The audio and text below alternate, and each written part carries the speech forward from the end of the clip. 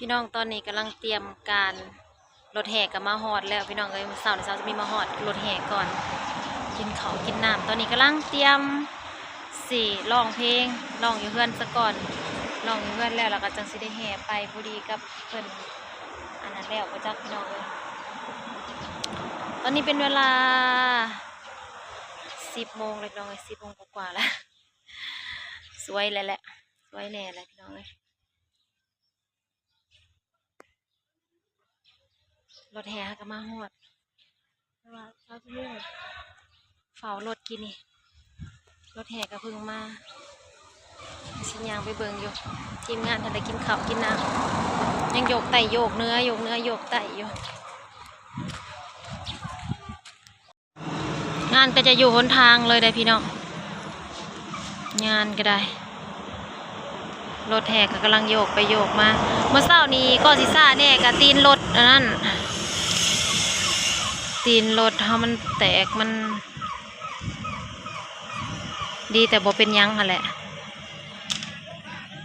ไอพรเพชรเจ้าผาพุ่นมาเลยกำลังมาฮอพี่น้องเมื่อนี้เขาจะอยู่แถวนครเพ็งเด้อพี่น้องเอ้ยเมื่อนี้พอดีกับทางนี้กำลังแห่กำลังบวชนาคกำลังบวช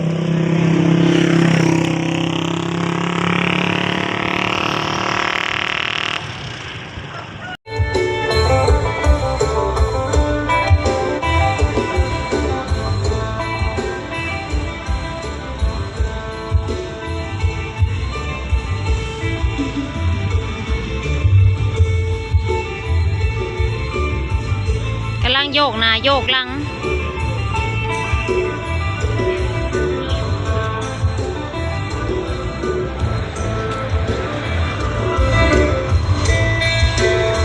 บ้านเมืองเพ็ง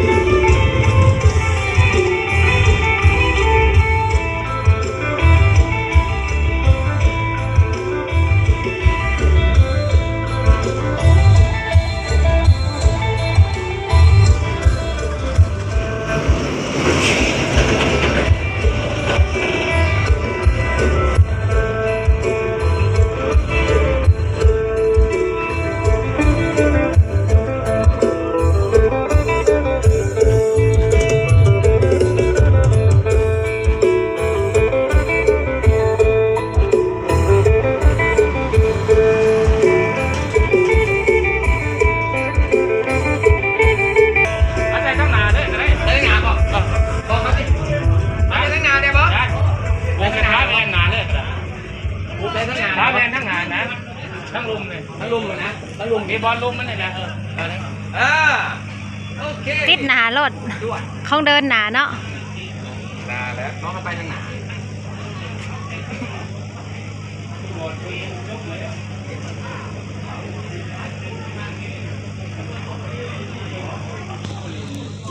มาลงว่าหันเท่านี้เนาะแล้วนี่เพื่อนนี่น้องโทรมาอัดแชทมาวิธีแก้เพื่อนรถหัว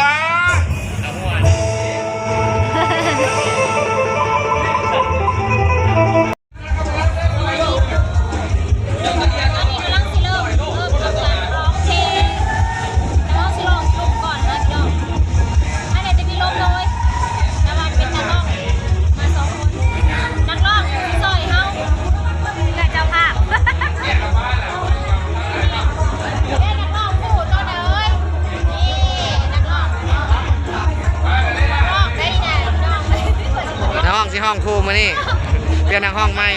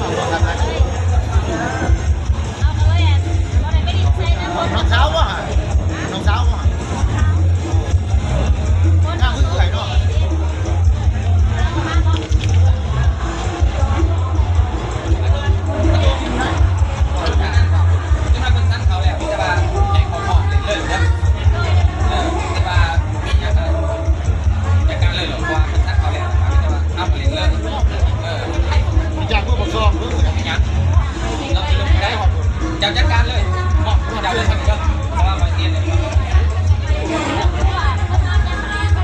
จังหวะก็เบี้ยวทั้งเลยนะเราแบบอยากน้ำมันจะอยากเลย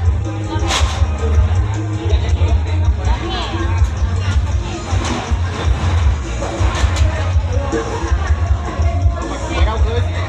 มาว่าเดี๋ยวมาว่าเรื่องออกไป